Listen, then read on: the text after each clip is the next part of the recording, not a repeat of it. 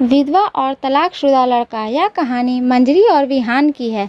मंजरी एक शादी के 1.5 महीने बाद ही विधवा हो जाती है और उसका जीवन में अचानक ही पतझड़ आ गया था। मंजरी को ऐसा लगता था जैसे वह संसार में की सबसे बदनसीब औरत है। उसकी आंखों के आगे उसका अंधेरा जैसा भविष्य हमेशा घूमता रहता था। मंजरी के घर में सिर्फ उसकी बूढ़ी माँ थी और मंजरी के पति के गुजरने के बाद मंजरी के पिता भी इस दुख में गुजर जाते हैं। एक बड़ा भाई था, लेकिन वो तो सबसे मुंह मोड़कर अपनी पत्नी को लेकर कहीं और रहने चला जाता है। इसलिए अब मंजरी को लगता था कि जिंदगी में कभी भी खुशी उसके दरवाजे पर दस्तक नहीं देगी। इधर विहान की बात करते हैं। विहान की शादी 2 साल तक तो अच्छी चल रही थी, लेकिन फिर उसकी पत्नी का किसी और के साथ चक्कर चलने लगा और वो उस दूसरे आदमी के साथ खुलेआम याशी करने लगी। फिर कुछ ही दिनों में उसने विहान को तलाक देकर दूसरे आदमी से शादी कर ली।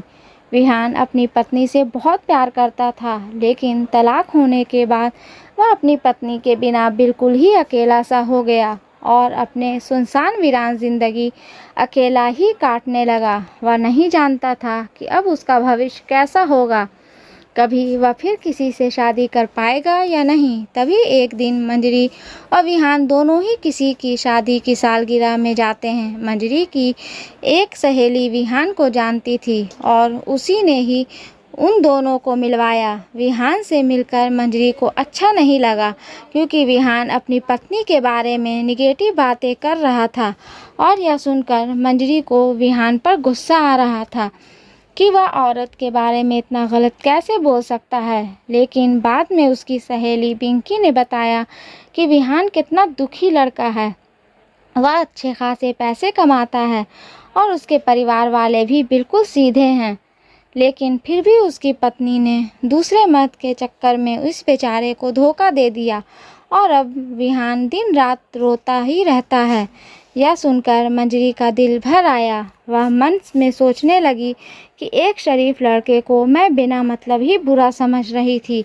तो उसी दिन से मंजरी के मन में विहान के लिए एक प्रेम सा जाग गया। तभी कुछ ही दिनों के बाद मंजरी ने अपनी सहेली पिंकी से कहा कि पिंकी, मैं पता नहीं क्यों विहान को चाहने लगी हूँ और मैं उसे पसंद भी करती हूँ। अगर पिंकी तू कुछ उपाय करके मेरी दोस्ती विहान से करवा दे तो शायद मेरी ज़िंदगी संवर जाएगी।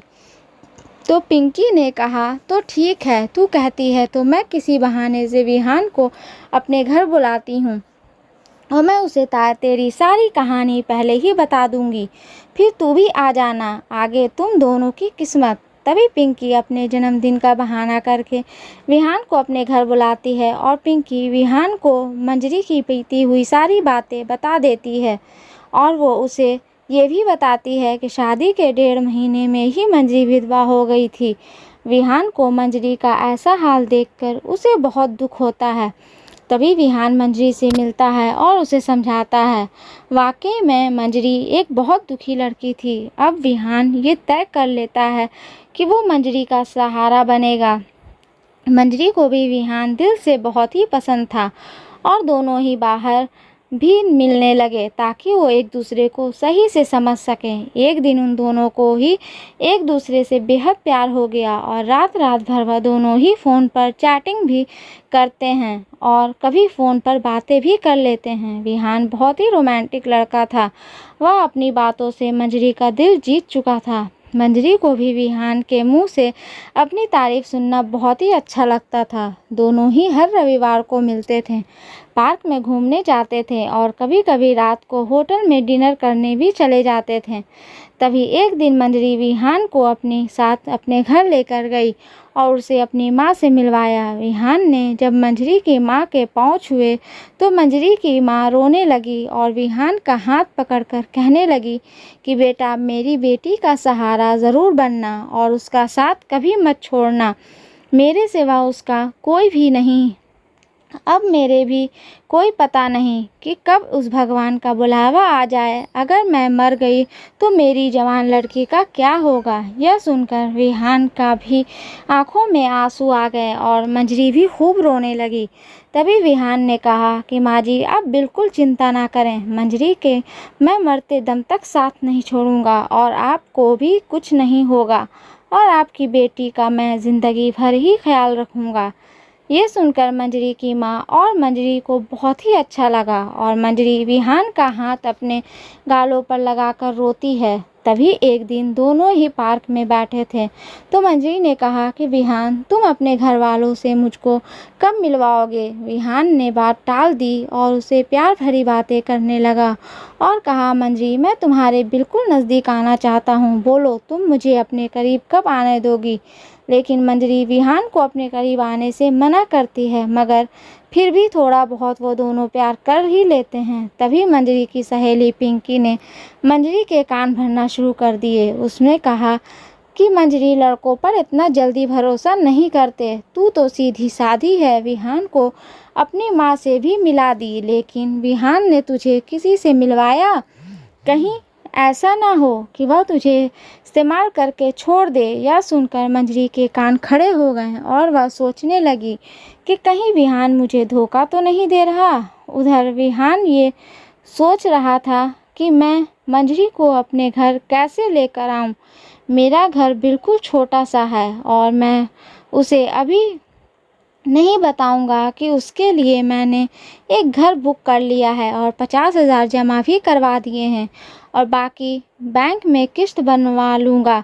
1 महीने बाद विहान का जन्मदिन था। विहान ने सोचा, मेरे जन्मदिन पर ही मंजरी को सरप्राइज़ दूंगा और तभी मंजरी और उसकी माँ को भी घर बुला लूँगा। उसी दिन मंजरी से शादी की सारी बात करके उसे सगाई की रिंग भी पहना दूंगा, क्योंकि मंजरी के परिवार में और कोई नहीं, इसलिए सारा कार्यक्रम मंजरी और उसकी माँ के सामने ही हो जाएगा। अगले दिन मंजरी विहान को फ़ोन करती है और गुस्से में कहती है, तुम अपने घर वालों से मुझे कब मिलवाओगे। विहान फिर से बात को टालते हुए बात को पलट देता है और मंजरी को शक और भी बढ़ जाता है। तभी मंजरी विहान से कहती है, तुम्हारे बैंक में कितने पैसे हैं, मुझे अपना बैंक बैलेंस दिखाओ। लेकिन विहान ने बैंक बैलेंस दिखाने की बात भी टाल दी, क्योंकि सभी पैसे उसने मकान के बयाने में दे दिए थे और उसके अकाउंट में यही कोई 9 से 10 हज़ार ही पड़े थे। मंजरी का शक अब बढ़ता ही जा रहा था और वो ये सोच लेती है कि विहान वाकई में मेरा इस्तेमाल कर रहा है और वो मुझसे शादी भी नहीं करेगा।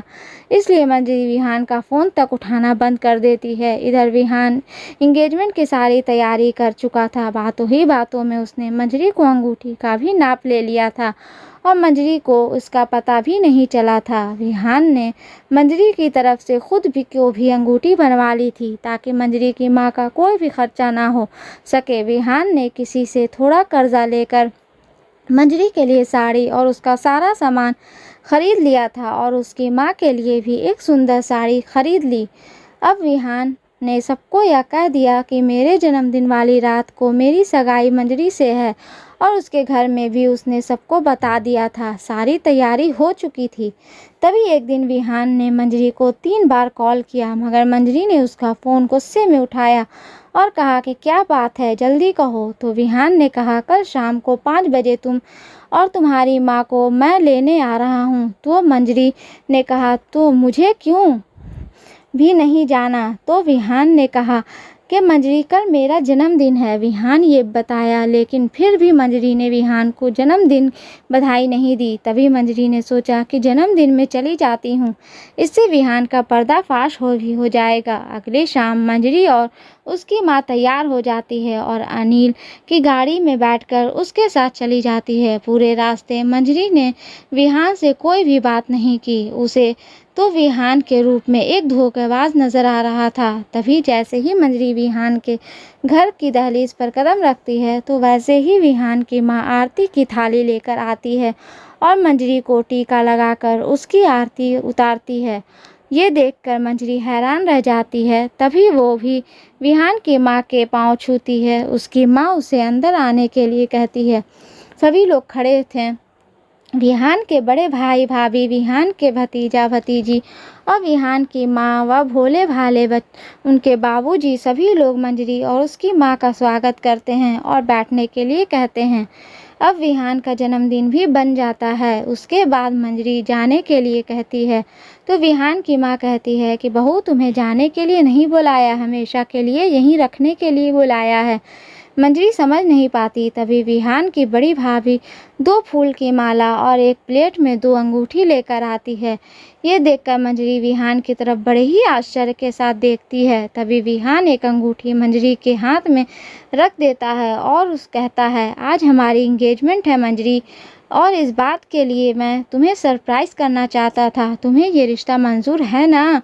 मंजरी रोने लग जाती है और मन में ये सोचती है कि मैं किस लड़के पर शक किया। अनिल ने नए मकान के कागज़ भी मंजरी के हाथ में रख दिए और कहा कि मंजरी, ये मकान मैंने तुम्हारे लिए लिया है, क्योंकि हमारा घर थोड़ा छोटा है ना, इसलिए मंजरी की आंखें अब अपने आंसुओं को रोक ही नहीं पा रही थी। तभी मंजरी ने मकान के कागज़ अपनी सास के हाथ में रखते हुए कहा कि माँ जी, मुझे तो उस घर में रहना है आपके साथ, मुझे नया मकान नहीं चाहिए। इस बात से घर के सभी लोग खुश हो जाते हैं। तभी विहान कहता है कि मंजरी, तुम्हारी माँ भी हमारे साथ ही रहेगी, भला वो अकेले कैसे रह पाएगी। ऐसा करते हैं, जो मकान मैंने लिया है वो पास में ही है, माँ को तुम वहीं शिफ्ट कर दो ताकि तुम अपनी दोनों माँ को संभाल सको। अब सब कुछ ठीक हो गया था। कहाँ मंजरी एक शक की वजह से सब खत्म करने जा रही थी। ये गलती उसे बहुत महंगी पड़ने वाली थी, मगर मंजरी ने विहान के घर जाकर अच्छा ही किया। इसलिए दोस्तों, जीवन में कभी भी किसी शक के वजह से आप अपने प्यारे को कभी मत छोड़ना। पहले पूरा सच जानना, फिर कोई कदम उठाना, तभी आपका भी रिश्ता बच सकता है। दोस्तों, अगर ये स्टोरी आपको अच्छी लगे तो प्लीज़ इसे लाइक करें, शेयर करें एंड सब्सक्राइब करें। और हाँ, इस स्टोरी के बारे में आपकी क्या राय है हमें कमेंट बॉक्स में ज़रूर बताएं। और बेल आइकन को प्रेस करना ना भूलें, क्योंकि ऐसे ही आने वाली ये स्टोरी आप तक सबसे पहले पहुंचती रहेगी। धन्यवाद।